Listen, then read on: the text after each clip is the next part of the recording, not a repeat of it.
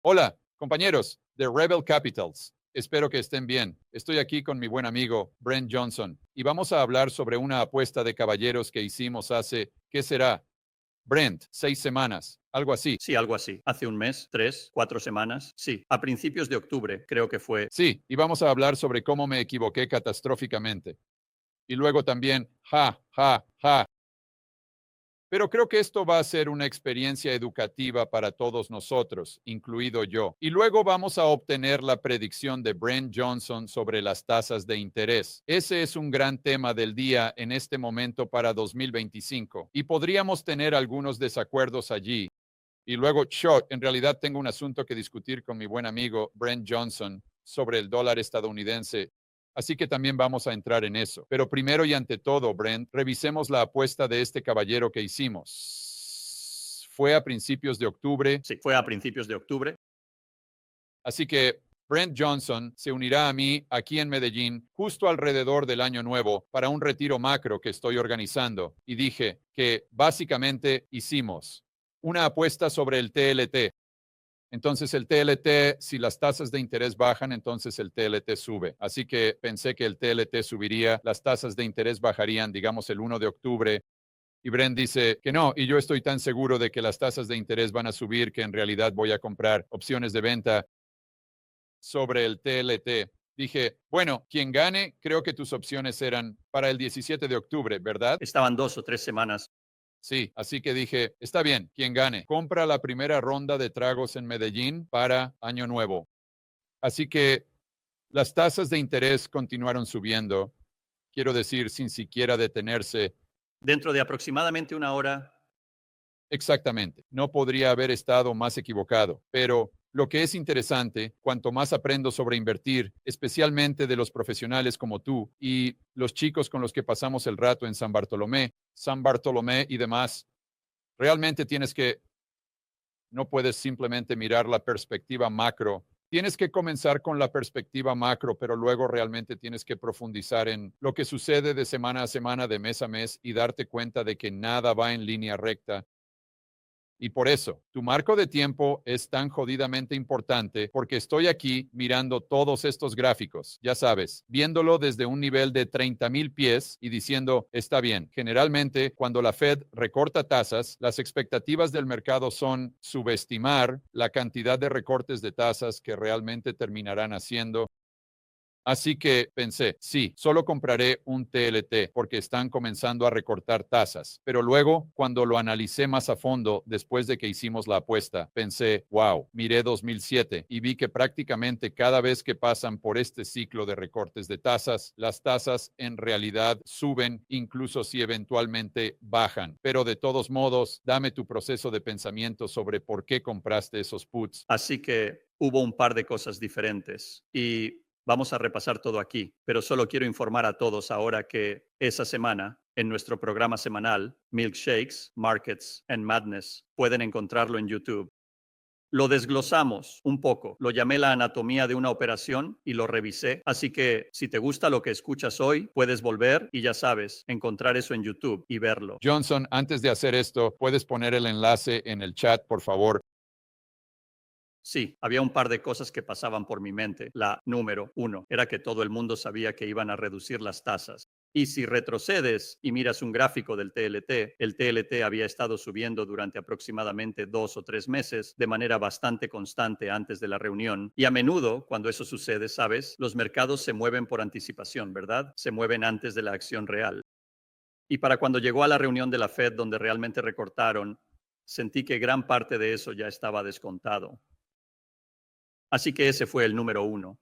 Y estaba pensando en comprar opciones de venta el día de la reunión de la Fed. Y no puedo recordar bien por qué, pero lo perdí y no lo hice. Y al día siguiente el TLT bajó de manera bastante significativa o relativamente rápido. Así que había estado esperando a que se recuperara para tener la oportunidad de comprar opciones de venta. Así que ese es el número uno. El número dos es que mi escenario base general es que las tasas aumentarán. Y así entiendo todas las razones por las que hacen más de un año durante el próximo año. Está bien. Y esto se remonta a toda mi tesis del milkshake en 2018-19, cuando empecé a hablar sobre que pensaba que el mercado alcista de bonos de 40 años llegaría a su fin, las tasas aumentarían y las tasas aumentando. Perjudica al resto del mundo más de lo que perjudica a los EE. Pensé que el dólar obtendría demanda por su estatus de refugio seguro y tasas más altas en EE. Lo hacen más atractivo. Si te pagan más por estar en bonos del tesoro que por estar en euros o yenes o lo que sea, el dinero fluirá hacia el dólar estadounidense. El dinero que fluye al dólar no reduce tasas al aumentar demanda de bonos del tesoro en dólares. En algún momento lo será, pero no inicialmente. Inicialmente, si las tasas están al 5% en los EEU y están en cero en Japón o al 1.5% en Europa, eso es una gran diferencia, pero pensé que las tasas irían en aumento. Así que solo estoy diciendo, tienes que entender que mi caso base siempre ha sido que los rendimientos subirían, no bajarían.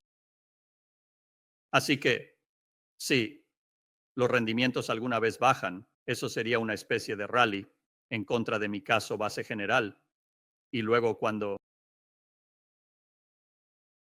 la Reserva Federal comenzó a recortar, ya sabes, a principios de año, iban a recortar como 7 veces y luego pasó el tiempo y esos 7 magníficos recortes de tasas desaparecieron, pero finalmente llegaron a un punto en el que estaba bastante claro que iban a recortar, pero yo solo pensaba que las presiones inflacionarias no están colapsando, están disminuyendo. La Reserva Federal está haciendo un buen trabajo para controlar la inflación desmesuradamente alta, pero eso no significa que esté colapsando tampoco.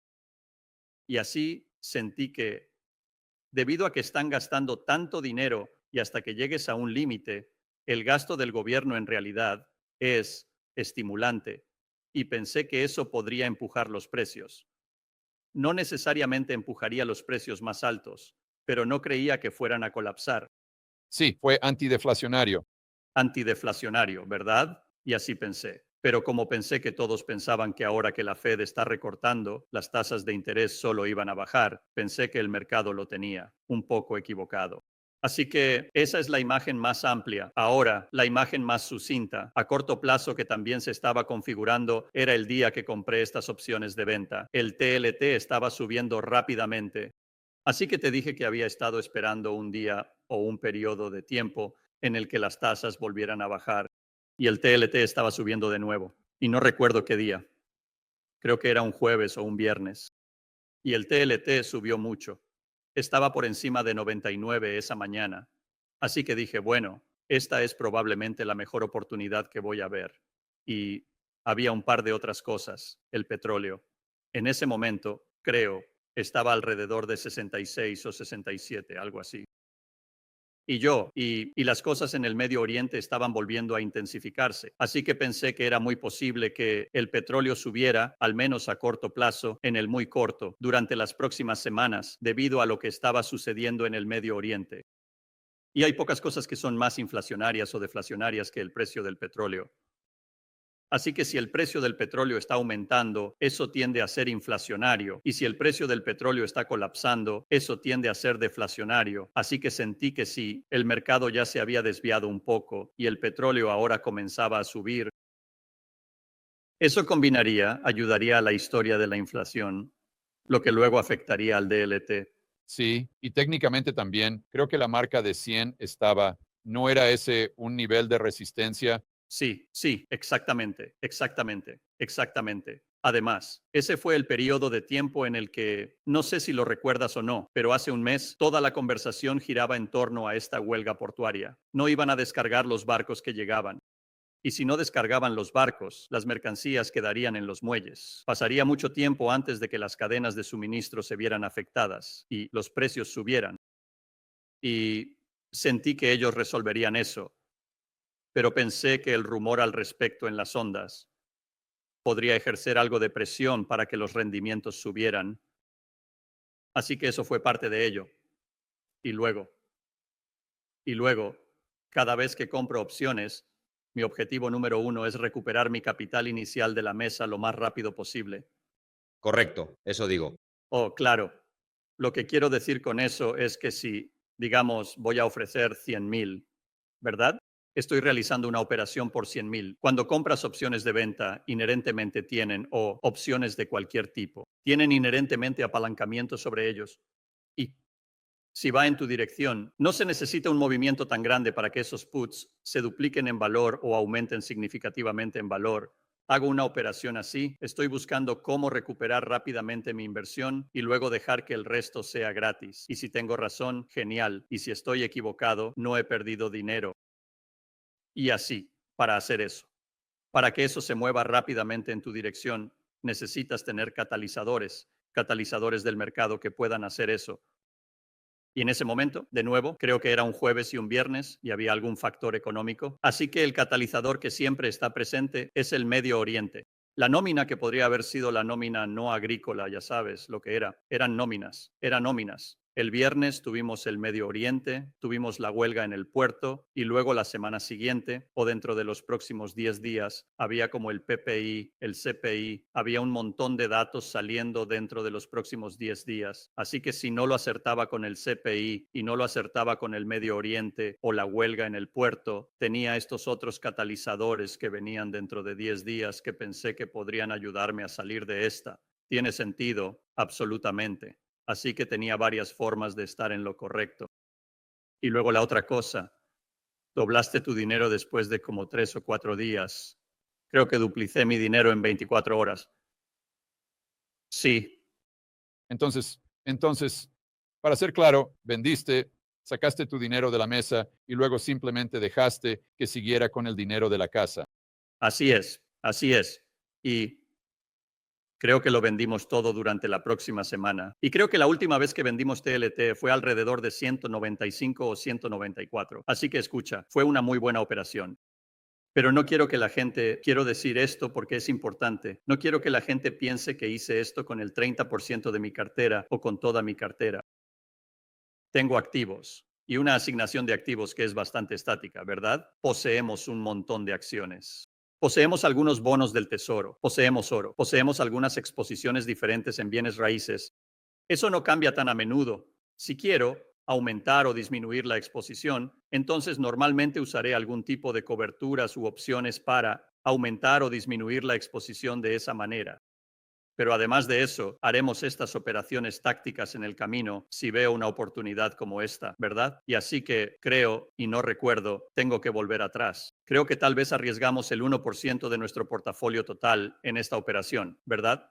Así que si es un portafolio de 100,000, tal vez compré opciones por un valor de $1,000. Y así, esos $2,000 terminaron convirtiéndose en $3,000. Creo que triplicamos nuestro dinero en la operación, ¿verdad? Así que ahora estás pensando, bueno, eso no es una ganancia tan grande, ¿verdad?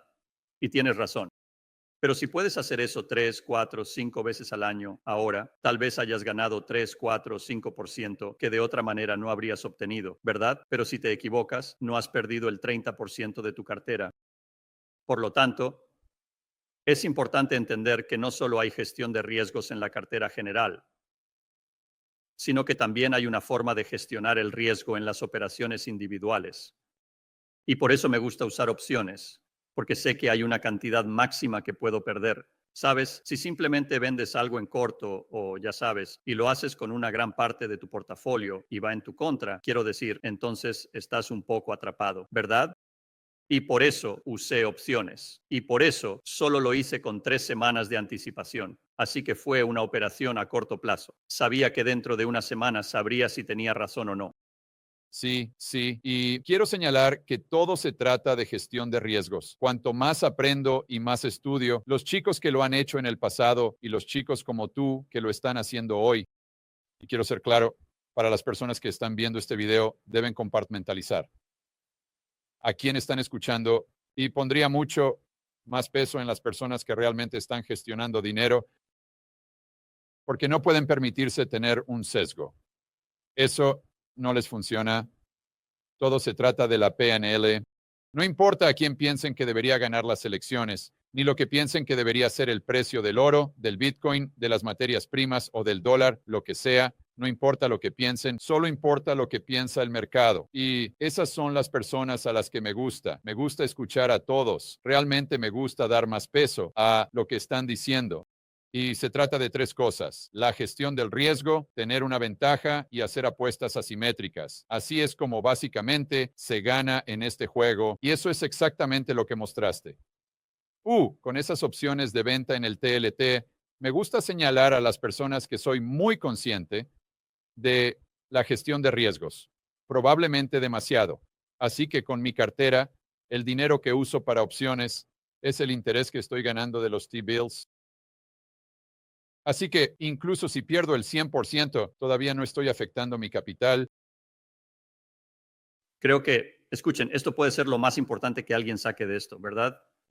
Sí, hay un tipo famoso y, Dios, voy a olvidar su nombre otra vez. Estaba hablando con alguien el otro día y, ¿cómo se llama?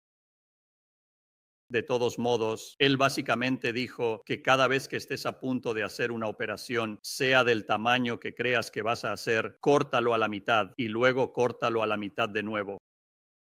Sí, sí, Y es porque él es un legendario experto en fondos de cobertura. él era un chico de Pocket Wizards. Sí, lo es. Hablamos de esto en San Bartolomé y tampoco pude recordar su nombre entonces, pero es un genio. Y es verdad, es cierto, sabes, la mayoría de las personas, el error que cometen la mayoría de los nuevos inversores es que sobredimensionan sus operaciones. Ahora diré que en cierto modo no es que esté en desacuerdo con ellos, pero a veces voy un poco en contra de eso. Así que, como ejemplo, si algo me parece realmente bueno, como este comercio, pensé que era un buen comercio. Este no fue un gran comercio. Pensé que era una buena oportunidad, pero no creía que fuera una oportunidad increíble, aunque todo se alineó de tal manera que pensé que podía hacer la operación con muy poco riesgo. Y así lo hice. Si todo hubiera estado perfectamente alineado, probablemente lo habría hecho en un tamaño un poco más grande, porque, de nuevo, si lo haces en un tamaño un poco más grande, y quiero ser cuidadoso porque no estoy animando a la gente a hacer operaciones enormes. Cuando digo un poco más grande, tal vez use el 2% de mi cartera en lugar del 1%. Esto no es una operación del 20% de una cartera, pero si todo está alineado a tu favor y pones un tamaño un poco más grande y va a tu favor y retiras tu capital inicial de la mesa, entonces todavía tienes un tamaño bastante grande ahí afuera y es gratis.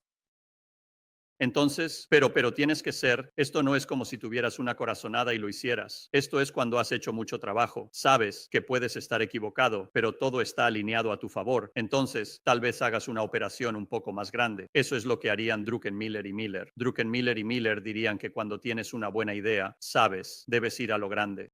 Ahora, escucha, ni siquiera debería ser mencionado en el mismo universo que Druckenmiller, pero en general, sabes, la idea es que eres muy pequeño hasta que empieza a demostrar que tienes razón. Y, sabes, no arriesgas la mitad de tu cartera en una sola operación. La forma en que lo diría es que todo se reduce a la asimetría. Así que, ya sabes, cuanto mejor es una idea, yo diría que hay más asimetría.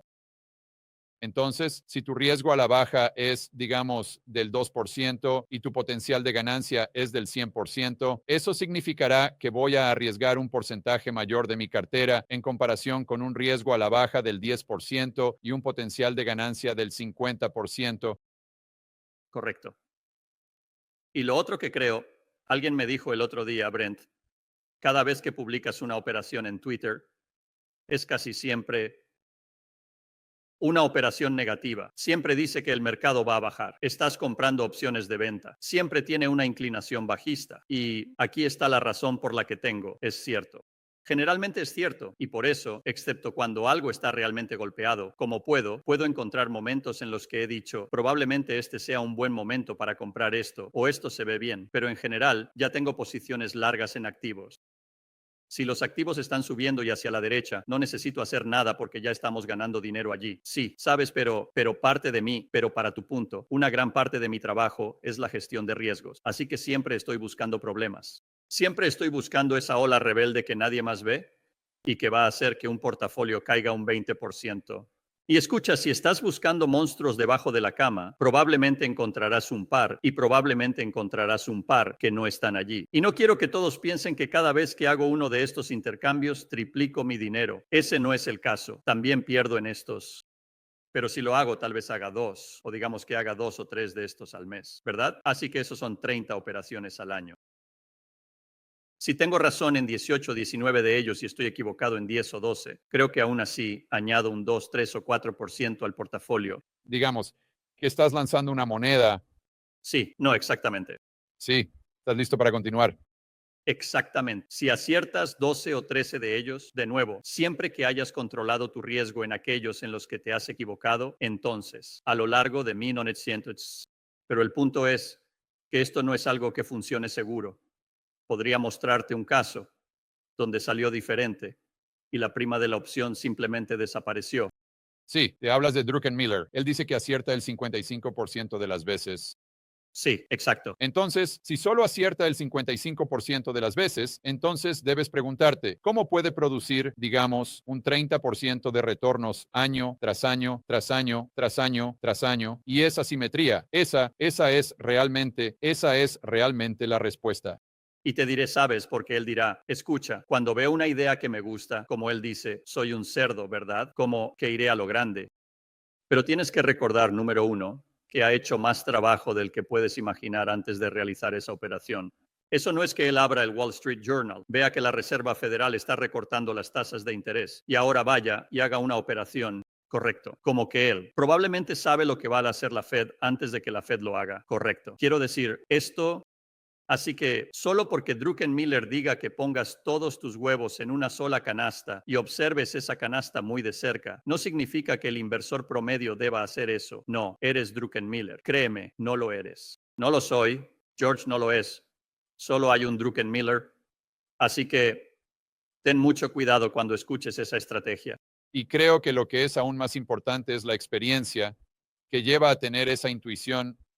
No creo que la intuición ocurra mágicamente. Creo que eso es resultado del 45% del tiempo que está perdiendo absolutamente o cometiendo un error. Ya ha estado haciendo esto, digamos, desde la década de 1970.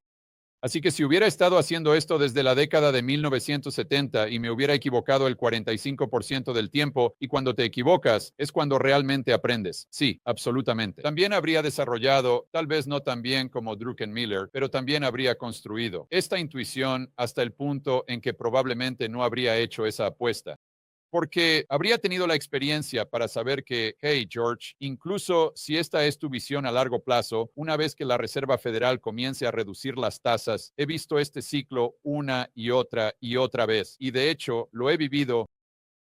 Y por lo tanto, sé que incluso si esa es tu perspectiva a largo plazo, nada se mueve en línea recta. Correcto. No, absolutamente. Y luego casi me obligo a hacer operaciones que son contrarias a mi visión general. Y parte de eso es solo para mantenerme honesto. Sí, es como si ejercitaras ese músculo. Sí, y lo otro que diría es que parte de la razón por la que me gustaría, porque he tenido personas que me preguntan, bueno, Brent Johnson, incluso si solo estás agregando un 2%, un 3%, un 4% al año por hacer estas 30 operaciones, ¿realmente vale la pena? ¿Es eso un buen uso de tu tiempo? Y mi respuesta es que creo que es por un par de razones. Una, siento que si estoy haciendo operaciones en el mercado, tengo una mejor percepción de lo que está sucediendo en el mercado. Es una cosa mirar el mercado. Es una cosa poner una operación y suena tonto, pero así es. En el momento en que hay dinero real en juego, todo cambia. Y no solo eso, sino que en el momento en que estás manejando el dinero de otra persona, todo cambia. Si crees que has hecho un muy buen trabajo gestionando tu propio portafolio, y eso significa que puedes gestionar automáticamente el portafolio de otra persona, te prometo que en el momento en que empieces a gestionar el capital de otra persona, se sentirá diferente para ti. Y suena tonto, pero así es. Pero lo otro que realmente diría es que siento que tengo dos partes en mi cartera. Tengo la asignación de activos estratégicos general. Y luego tengo este pequeño libro táctico, ¿verdad? Y lo bueno de tener el pequeño libro táctico es que todos quieren comerciar, ¿verdad? Si tienes un portafolio, siempre estás pensando, debería hacer esto, debería hacer aquello, debería hacer esto, ¿sabes? Y te surge una idea y tienes esa picazón, ¿verdad? Si tienes una pequeña porción táctica de tu cartera en la que puedes hacer estas operaciones, te permite satisfacer esa necesidad, ya sabes, hacer lo que quieres hacer sin arruinar tu cartera en general, ¿verdad? Porque si realizas esta operación en tu gran portafolio general, tienes el potencial de arruinarlo. Al tener una pequeña porción táctica, te permite realizar esas operaciones, te permite divertirte un poco, ya sabes, ver qué está pasando en el mercado, pero no estás arriesgando tu estrategia general para hacerlo. Sí, sí, recuerdo volver a otro tipo de magos del mercado. Podría haber sido el mismo tipo cuando Jack Schwager le preguntó cómo controla o qué herramienta utiliza para controlar el tamaño de su posición. Él dijo que era si podía dormir por la noche. Sí, no puede dormir por la noche porque la posición es demasiado grande. Sí, bien. Hablemos sobre las tasas de interés porque aquí es donde creo que tenemos algún desacuerdo. Así que si piensas que las tasas de interés van a ser más altas, digamos en 12 meses a partir de ahora, para mí, si estoy entendiendo, sabes, tu marco, llamémoslo el batido de dólar, es que estas otras economías como China, el Reino Unido, Europa, Canadá, etcétera, están en una situación mucho peor que la de los Estados Unidos, aunque los Estados Unidos no están bien y por lo tanto vas a ver todo este capital entrando en activos estadounidenses. Pero para mí eso no significa que las tasas de interés vayan a subir porque vas a tener a esas personas entrando, ese capital va a entrar, van a comprar bonos del tesoro, obviamente podrían comprar bienes raíces, también podrían comprar acciones, pero eso definitivamente va a aumentar la demanda de bonos del tesoro, o es su opinión que todo ese capital que entra en los Estados Unidos va a ser inflacionario porque va a aumentar los precios de los activos como el mercado de valores, ya que van a ir a Nvidia, digamos. Eso mejora el poder adquisitivo de los estadounidenses, aumenta la demanda agregada, la Reserva Federal tiene margen de maniobra Que otros países no tienen. Así que sí tenemos que nuestro IPC suba debido a este aumento de la demanda agregada por los flujos de capital. Entonces la Reserva Federal va a aumentar las tasas y eso va a elevar el extremo largo de la curva. Sí, es una combinación de esas cosas. Así que número uno, diría que el capital que entra a los EU es como un estímulo externo, ¿verdad? Así que el estímulo externo empuja los precios más altos, todo lo demás igual. Ahora, nunca estamos en una situación donde todo lo demás sea igual, pero si consideras esa entrada tiende a empujar los precios de los activos más altos. La otra cosa que diría es que el gobierno todavía está gastando mucho dinero. Personas compran bonos del tesoro y personas compran bonos del tesoro, pero solo quieren que les paguen más por hacerlo. Correcto. Y tal vez no los compren con rendimientos del 4%. Quieren que sea del 4,5% o del 4,6% o lo que sea. Y lo otro es que no necesariamente creo que las tasas de interés vayan a subir mucho más. Simplemente no creo que vayan a caer drásticamente, excepto en algún tipo de evento cisne negro. Correcto. Y lo otro es que incluso si piensas que vamos a tener una recesión, lo cual, de nuevo, no es mi caso base, pero puedo entender cómo podría suceder y podría ser que las tasas más altas sean lo que lo cause. Ahora recuerden, y aquí hay un ejemplo, volvamos a 2022. En 2022, las tasas estaban subiendo, pero los precios de las acciones estaban bajos, bajando un 20 o 30% en un momento dado en 2022. Y mucha gente pensaba que la recesión estaba a la vuelta de la esquina, pero aún así estábamos en una situación donde el rendimiento a 10 años había pasado de, ¿qué? 2% a 4,5% o algo así en un periodo de 12 o 15 meses. Así que no sé si las tasas van a llegar al 5% o 6%, pero no creo que nuestro déficit presupuestario vaya a disminuir. No creo que nuestro gasto vaya a disminuir. Y en cuanto a tu punto, no creo que las tasas de interés importen tanto en EU como en el resto del mundo. En otras palabras, no creo que el gobierno esté teniendo problemas para financiarse. Sé que hay muchas personas que dicen que EU enfrenta una catástrofe fiscal inminente y que nadie va a financiarlos. Y simplemente no creo que ese sea el caso. E incluso si las tasas van a, ya sabes, dirán que el interés sobre la deuda es ahora el mayor rubro. Escucha, sí lo es, y no estoy diciendo que no sea un problema, pero no es un problema para a corto plazo, porque pueden imprimir el dinero para pagar el interés. Entonces, la analogía que uso es que si estás en una mesa de póker y eres el que tiene más fichas en la mesa de póker y tienes una máquina debajo de tu silla que imprime fichas, ¿realmente te importa si suben la ciega grande porque estás compitiendo contra las otras 6 o 7 personas en la mesa? Si comienzan a aumentar la ciega grande y la ciega pequeña, ¿a quién le va a doler más en cada ronda? ¿Te va a perjudicar a ti, que tienes la máquina que imprime las fichas, o va a perjudicar a todos los demás que no pueden hacerlo? Entonces, si las tasas suben, no creo que perjudique a EEU tanto como perjudica al resto del mundo. Y si escuchan, si me equivoco y bajan, eso tampoco me perjudica realmente. Así que no tengo una gran apuesta sobre las tasas. Pero mi caso base es que probablemente se mantengan en este nivel o suban un poco en el próximo año. Y luego creo que el próximo año, en algún momento del próximo año, podría causar suficiente problema donde las tasas bajen debido a una recesión o al miedo a una recesión o algún tipo de crisis o lo que sea. Sí, mira, la forma en que lo veo es que no creo que la oferta de bonos del Tesoro importe en absoluto. No puedo ver ninguna evidencia de eso. Como volví y miré, hice un video hoy como ejemplo donde volví a 1980 y la deuda federal en 1980 era de 900,000 millones. Sí, y la gente decía, ¿y sabes lo que decía la gente? Esto es insostenible, tenemos una crisis de deuda, va a ser $1 billón en un par de meses, ¿verdad? Hice otro video hablando sobre Paul Tudor Jones el otro día. Oh, sí, 80 finales, 80 principios, 90. Así es, pero recuerda, él acaba de salir y dijo que todos los caminos conducen a la inflación por la crisis de deuda, porque los déficits del gobierno son tan altos que emitir muchos bonos del Tesoro no habrá suficiente demanda y por lo tanto, la Reserva Federal va a tener que intervenir y comprar estos bonos del Tesoro. Van a tener que hacer control de la curva de rendimiento.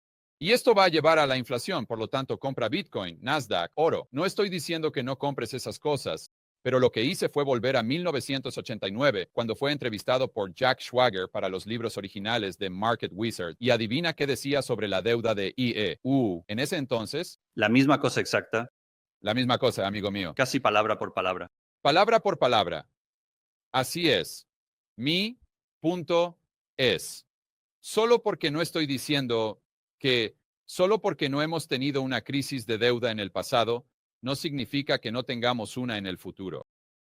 Pero lo que estoy diciendo es que si quieres predecir las probabilidades de que esto suceda, digamos en los próximos 5 años, tienes que retroceder y estudiar el pasado y averiguar por qué no ha sucedido ya. Porque lo que sucede, como ejemplo de Tudor Jones, obviamente, su modelo era incorrecto. Es simplemente la conclusión. Acertó con la deuda, los déficits y la deuda del PIB, pero se equivocó con el mercado. ¿Por qué? Que estaba mal. Que era incorrecto en su modelo, así que creo que de nuevo mi punto es que todo se trata de las expectativas de crecimiento e inflación. Y tiene muy poco que ver, si es que tiene algo que ver, con la emisión y el lado de la oferta de la ecuación. Porque, en mi opinión, tú y Eric tocaron este tema el otro día cuando hablaban sobre las Islas Caimán, Luxemburgo y demás. Ustedes estaban tratando de filtrar un poco la información porque todos estos pequeños y obscuros países poseen todos estos tesoros. Y Eric estaba hablando sobre el dinero caliente. Luke habla de eso con los fondos de cobertura y demás. Esta es tu experiencia. Cuando estaba escuchando eso, pensé, mira, creo que son solo los bancos, porque tienes todos estos bancos que están domiciliados en las Islas Caimán, en Luxemburgo, en el Reino Unido. Y si soy un banco en este momento y tengo todos estos depósitos baratos, estoy comprando bonos del tesoro, solo estoy tratando de igualar mi seguridad o mi vencimiento, o solo estoy tratando de cubrir el riesgo de tasa de interés. Entonces, si puedo sentarme allí y pedir prestado en el lado de los pasivos de mi balance a, digamos, 1% durante 2 años, ¿por qué no compraría un bono del tesoro a 2 años? Sí, y hacer el margen, ¿verdad? Sí. Así que no es eso. Creo que la gente, el inversor minorista promedio, realmente se confunde sobre esto porque lo ven como si estuvieran invirtiendo, como si eso estuviera bien. Eso es dinero, en lugar de estar hiperfocalizados solo en el diferencial. Y si estás ganando un diferencial de 10,000 millones de dólares al 3%, entonces te estás quedando con 300 millones. ¿Qué te importa la emisión de suministros? Cero. ¿Qué te importa el IPC en EU? Cero. Bueno, estás tocando otro de los mayores errores que veo que cometen los inversores jóvenes o nuevos, y es que piensan que lo que ellos harían importa. Sí, Correcto. Y no, escucha, también me tomó mucho tiempo darme cuenta de esto. Así que no quiero sonar condescendiente al decir esto, pero tu trabajo como inversor no es averiguar qué harías. Ya sabes lo que harías. Tu trabajo es averiguar qué van a hacer los demás y averiguar. averiguar qué van a hacer los demás. Tienes que pensar como ellos, no pensar como tú. Sí, si todos pensaran como tú, el mercado ya estaría valorado exactamente como tú piensas que debería estar valorado. Así que no todos piensan como tú. Entonces, tienes que ver cuáles son las motivaciones de otras personas. ¿Qué necesitan hacer? ¿Qué necesitan lograr? Correcto. ¿Cuáles son sus incentivos? Y escuchen, un gerente de banco que ha estado trabajando en Wall Street durante 20 o 30 años. Confía en mí, él sabe que la inflación con el tiempo perjudica los precios de los bonos. Correcto. Esto no es un secreto que la gente acaba de descubrir en el último año. Saben que si las expectativas de inflación se mantienen altas, así los precios de los bonos van a perder poder adquisitivo. Eso no es un gran descubrimiento. Puede que sea un gran descubrimiento para ti, que lo has descubierto recientemente, pero no es un gran descubrimiento. Pero lo que tienes que averiguar es que ellos compran bonos del tesoro por razones diferentes a las que tú lo harías. Correcto. Los compran ya sea por su valor como colateral, los compran porque están tratando de cubrir algo más, los compran en nombre de clientes, los compran porque necesitan tener capital de nivel 1. Los compran por razones regulatorias. Hay varias razones por las que tienen que comprar bonos del tesoro, incluso si tú no lo harías, y aunque perderán poder adquisitivo en los próximos 10 años. Y así simplemente se están quedando con la diferencia. No, por supuesto. Están ganando dinero al quedarse con ese margen, independientemente de lo que suceda con la oferta. Siempre digo, ya sabes, les digo a las personas que mira, si pudieras pedir prestada una cantidad infinita de dinero al 1% durante 2 años, ¿cuántos bonos del tesoro a 2 años comprarías? Los compras todos. ¿Verdad? Digo, bueno, déjame lanzarte una bola curva. ¿Qué pasaría si Janet Yellen sale mañana y emite otros 3 billones de dólares en bonos del tesoro a 2 años? Y por lo tanto, digamos que la tasa de interés sube temporalmente en lo que sea 50 puntos básicos. Ahora, ¿cuántos comprarías? ¿Comprarías todos esos? Todos también. Y cuanto más suba la tasa de interés, más comprarías. Y cuanto más compren otros, lo que haría que la tasa de interés volviera a bajar a donde estaba, que se basaba en el margen que necesitan para que la relación riesgo-recompensa tenga sentido, no en la oferta, sino en las expectativas de inflación y crecimiento. Exactamente. Y si necesitas bonos del tesoro de todos modos, ¿verdad? Porque son la base, ¿sabes? En eso se basa todo el sistema. Y ahora te pagan más por comprarlos. Y esto se relaciona con toda la teoría del temblor. A medida que las tasas de interés aumentan, incluso si aumentan en E, U, I, la gente piensa que esto va a causar problemas de financiamiento para E, U. Y la gente ve que cuando las tasas de interés bajan, los precios de los bonos caen y piensan que esos tesoros ya no serán atractivos para los extranjeros. Bueno, es lo opuesto porque la moneda extranjera está cayendo frente al dólar. Tienen que comprar estos bonos del tesoro, de todos modos, para sus propósitos. Y ahora les pagan más, ¿verdad? Así que les pagan un 4% por poseer un bono del tesoro. Su moneda cae un 4% y ellos obtienen el diferencial haciendo cualquier operación o programa de cobertura que tengan. Así que esa es la razón por la que los bonos del tesoro todavía están, ¿sabes? Atractivo para el resto del mundo. Y, ¿sabes? Lo que Eric y yo hablamos en ese programa fue que todos estos gráficos que se envían muestran cómo China, Arabia Saudita y todos estos otros países están vendiendo rápidamente sus bonos del tesoro porque ya no son un buen refugio de valor. Simplemente está mal. Esos gráficos muestran el cambio en el valor de los precios de los bonos del tesoro. Exactamente. Muestran el cambio en el valor de sus tenencias de tesorería. Y a medida que las tasas de interés subieron en los últimos 2 o 3 años, los precios de los bonos del tesoro bajaron. Hubo algunas ventas. Claro, hubo algunas ventas de bonos. Pero en general, la razón por la que las reservas de extranjeros en algunos casos parecen estar cayendo es porque los precios están bajando.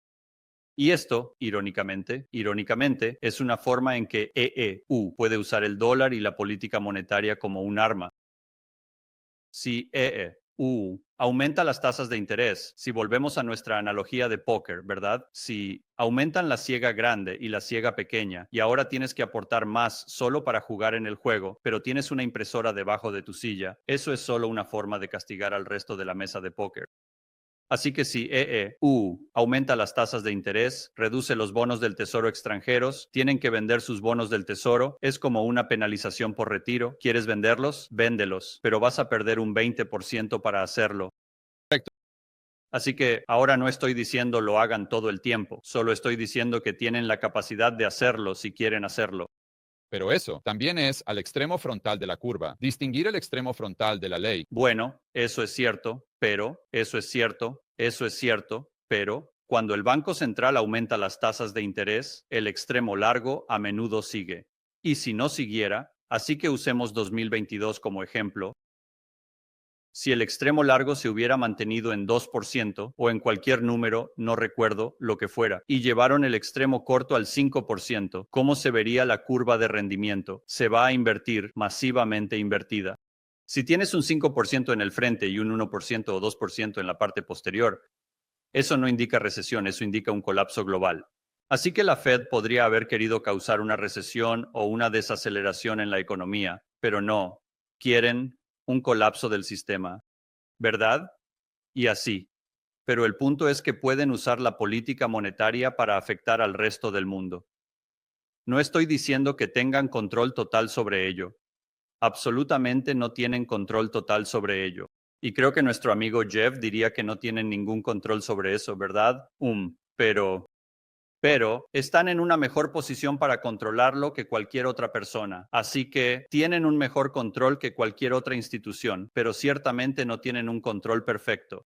Sí, mi punto, de nuevo, es que simplemente miro la historia y no veo un argumento sólido para que la oferta impacte las tasas a largo plazo, pero sí veo un argumento muy fuerte de que todo se trata de crecimiento e inflación. Así que sí, voy a asumir que estamos entrando en una recesión porque la curva de rendimiento no es diferente esta vez, entonces asumo que las expectativas de crecimiento de la inflación van a disminuir o serán más bajas, digamos en un año. Y así, esa es básicamente la premisa para mi caso base siendo las tasas de interés a largo plazo también serán más bajas. Así que no se está llegando a ese punto. Así que lo que yo haría, lo que haría sí, así que entiendo totalmente ese punto de vista. Si fuera a hacer eso, probablemente compraría algunas opciones de venta fuera del dinero sobre TLT, en lugar de simplemente comprar TLT en sí, o, lo siento, opciones de compra fuera del dinero, opciones de compra. Porque de esa manera, sabes, tal vez compre opciones a largo plazo que estén a un año y medio. Y de esa manera, sabes, si va en mi contra a corto plazo, bueno, está bien. Tengo todo un año para que se desarrolle. Simplemente creo que es posible que las tasas más altas sean lo que cause la recesión, así que podrías ver que TLT sube mucho, pero puede que no suceda durante 6 o 9 meses a partir de ahora. Bueno, este es un gran punto. Y esta es una de las principales cosas que me perdí, lo cual regresa a la parte original de nuestra conversación, cuando no estaba prestando atención a los matices. Así que lo que hice después de que hicimos esa apuesta, una vez que lo entendí completamente mal, fue que en realidad volví y miré ciclos anteriores. Y no sé si has hecho la tarea aquí, pero si no lo has hecho, me pareció fascinante que cuando la Fed recortó las tasas el 18 de septiembre de 2007 en 50 puntos básicos, ¿sabes? Recortaron de 5.25 a 4.75, exactamente lo mismo. Y en ese momento, el IPC estaba alrededor del 3.5%. Y así, de inmediato, creo que el rendimiento a 10 años estaba, digamos, en 4.2, algo así. Y en las próximas semanas, el rendimiento a 10 años subió tal vez 20 o 30 puntos básicos. Pero si avanzamos rápidamente al 22 de enero de 2008, no sé si lo recuerdas, pero fue cuando tuvieron esa reunión de emergencia y bajaron 75 puntos básicos. Y eso fue una semana antes de cuando se suponía que debían reunirse el 29 de enero, donde cayeron otros 50. Así que en una semana cayeron 125 puntos básicos. Así que bajamos a 3.5. Así que asumirías, si solo te dijera eso y te preguntara, ¿dónde crees que va el rendimiento a 10 años? Dirías que es mucho más bajo. Quiero decir, probablemente va a caer en picada. El rendimiento a 10 años, de hecho, subió hasta el punto en que en julio olvidé el aumento en puntos básicos. Fue como un aumento de 50 o 60 puntos básicos en el rendimiento a 10 años, desde el 22 de enero hasta junio, julio, algo así. Y por cierto, El IPC pasó del 3.5% en septiembre a julio de 2008, subió al 5.6%. 5.6. Probablemente los rendimientos de los bonos aumentaban. Así es. Y en relación a tu punto anterior, eso podría haber sido como la gota que colmó el vaso. No. Irónicamente, sabes que miré el Wall Street Journal, el periódico que salió el día después de la publicación del IPC de julio. Así que esto habría sido en agosto, creo que fue como el 14 o 15, algo así. Y el 14 de agosto de 2008, en el Wall Street Journal, hablaban sobre cómo la Reserva Federal había cometido este gran error al bajar las tasas, lo que había alimentado la inflación, y cómo, al acercarse el final del año, probablemente tendrían que comenzar a aumentar las tasas de interés. Eso fue 2 meses antes de la crisis, 2 meses antes del confinamiento. Bajaron las tasas a cero y un año antes teníamos una inflación negativa del 2% o una deflación del 2%. Así que eso solo demuestra exactamente lo que estás diciendo y que yo perdí por completo, que durante este ciclo de disminución de las tasas de interés, incluso si ese es tu caso base, puedes tener estos movimientos donde el IPC y el rendimiento a 10 años asumen que el crecimiento y la inflación irán cada vez más altos debido a los recortes de tasas de la Reserva Federal antes de que sean sorprendidos desprevenidos. Totalmente. Y de nuevo, tiene sentido que tasas más altas sean lo que causaría la crisis definitiva, ¿verdad? Porque ahí es donde está la verdadera presión. Sí. Entonces, bien, ahora pasemos al asunto que tengo que discutir contigo. Uy, aquí. Vamos. Oh, Va a ser bueno. ¿No me dijiste que esto venía? Esto va a ser bueno. creo que tú y yo tenemos una opinión similar, pero donde me frustra, me encanta escucharte articular tus argumentos e ir y venir, ya sea en Macro Voices o donde sea que estés. Pero cada vez que sucede, me frustro porque no creo que el argumento sobre hacia dónde se dirige el dólar frente a otras monedas realmente deba girar en torno a la demanda del dólar de EU. O en otras palabras, si el dólar va a seguir siendo la moneda de reserva mundial, honestamente, no creo que eso importe para tu caso.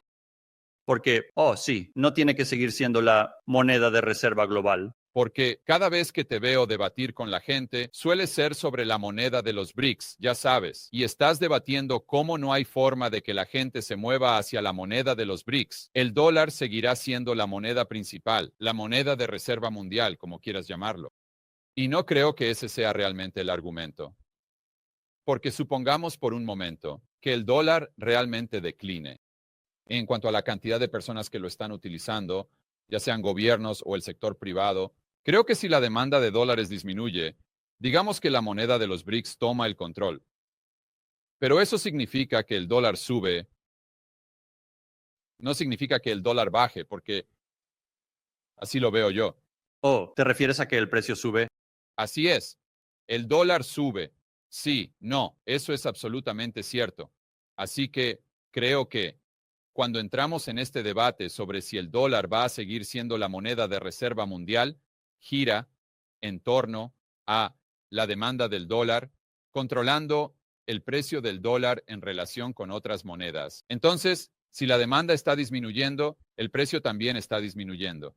Y creo que eso confunde a la gente porque es muy intuitivo, pero en realidad es contraintuitivo, ya que si quieres saber qué va a impulsar el precio del dólar a largo plazo frente a otras monedas, será la disminución de la demanda, no el aumento. Y si quieres saber qué va a hacer que el dólar baje, digamos en el DXY a 70, bueno, eso significa que la demanda de dólares está aumentando.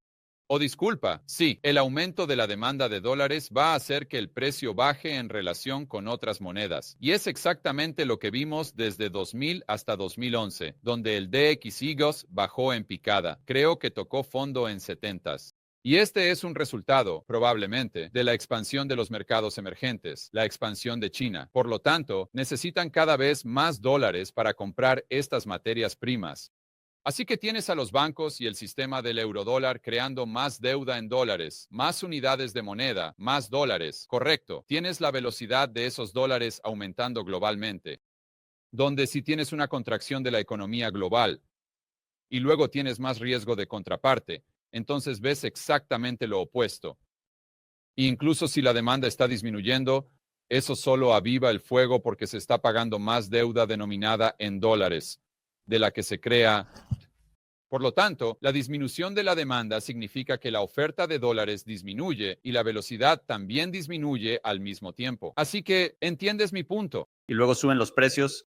Y luego el precio sube en relación con otras monedas fiduciarias. Bueno, sí, tal vez no lo explique de la manera correcta, pero lo que siempre he tratado de decir es que no podemos hacer la transición de este sistema a otro sistema sin que el dólar de EU suba. Claro, solo diría que les daría su reconocimiento para decir, hey, sí, tienes razón. La moneda de los BRICS, todos van a deshacerse del dólar y todos se van a mover hacia esta moneda de los BRICS, donde de alguna manera prefieren el riesgo de contraparte, estar en manos de Vladimir Putin y Xi Jinping. Digamos que tienes razón, sabes todo lo. Lo intentaré en el próximo. Veremos cómo reacciona la gente. No, no, tienes razón. Sí, absolutamente. Todos, Arabia Saudita, van a deshacerse del petrodólar. Los BRICS van a presentar este nuevo sistema para SWIFT que va a ser completamente asombroso. Van a respaldar su moneda. Simplemente dale a Rickards lo que le corresponde. Diga, Jim, tienes toda la razón en todos los aspectos. Va a ser difícil de hacer, pero lo intentaré. Si lo que estás diciendo resulta ser cierto, eso significa que el dólar sube, no baja. Bueno, sí, he dicho eso varias veces, pero sé lo que estás diciendo. Debería simplemente dejarlos tener su corto plazo. Y la razón por la que digo eso, Brent, es porque estoy tratando de ayudar a las personas a entender mejor el sistema monetario. Y yo también, pero aparentemente no estoy haciendo un muy buen trabajo en ello. Bueno, ninguno de nosotros lo somos, pero ¿sabes a qué me refiero? Sí sé lo que estás diciendo. Una vez que entiendes cómo está configurado el sistema monetario global, y eso es realmente, de manera efectiva, que los dólares fuera de los EU son crédito. Realmente no son dólares. Entonces, si te dijera que la demanda de préstamos para automóviles va a disminuir, ¿qué va a pasar con el número de préstamos para automóviles? Va a disminuir. Es exactamente lo mismo con el dólar fuera de porque es crédito, no son pedazos de papel verdes. Y esto es lo que trato de comunicar a la gente. Y creo que si nos dejamos llevar por este debate sobre la demanda y por lo tanto la demanda disminuye, entonces el precio va a bajar. Y eso nos aleja del enfoque de donde debería estar. Está bien. Estoy de acuerdo con lo que dices. Tú ganas esta vez. Bueno, ganaste la apuesta, definitivamente acertaste con la predicción de la tasa de interés, así que sí, veremos si podemos hacer avanzar las cosas enfocándonos más en la demanda. Bueno, siempre he dicho que el batido es la muerte del dólar.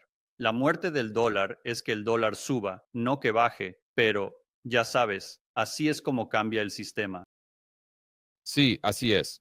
¿Cómo crees que podemos articular mejor ese mensaje? Porque sé que tienes muchas discusiones con la gente. Tengo que pensarlo, pero quiero decir, escucha, tienes toda la razón. Y esto es como una de las cosas. Cuanto más intentas alejarte del dólar, más te duele el dólar. Es como un trampa de dedos china. Sí, no, exactamente. Cuanto más tiras, más se aprieta. Sí, Sí, no sé. Tendré que encontrar una nueva analogía aquí. está bien, amigo. Así que cuéntanos qué está pasando con el podcast y cuéntanos qué está pasando con el boletín. Creo que es el macro. Oh, sí. Sí, entonces, sí, las cosas van bien. Hemos comenzado a publicar, hemos establecido un horario en el que publicamos un artículo de reflexión más largo cada 2 semanas o 2 veces al mes. Y luego, en las semanas opuestas, 2 veces al mes, publicamos un breve documento de 3 páginas llamado Piensa, ríe, llora, donde se abordan 3 temas distintos, algo que te haga pensar, algo que te haga reír y luego algo en lo que reflexionar. Quizás muevas un poco tus emociones. Así que tenemos alrededor de 4 cosas diferentes saliendo al mes y luego probablemente haremos, no sé, 2 o 3, incluso piezas más grandes, ya sabes, a lo largo del año cuando surja algo especial. Ha sido divertido. El podcast sigue en marcha. Vamos a tener nuestro 100º episodio la próxima semana, lo que significa que, en ese momento, tendrá 2 años. Fantástico. Y Sabes, es Brent.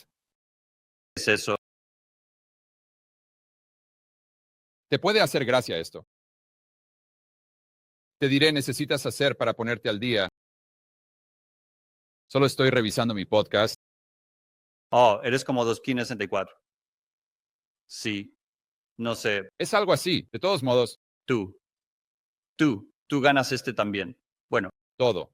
Correcto. ¿Dónde pueden encontrar las personas el podcast? Supongo que está en iTunes. ¿Y dónde pueden obtener el boletín? bueno. En este momento, el semanal está en YouTube.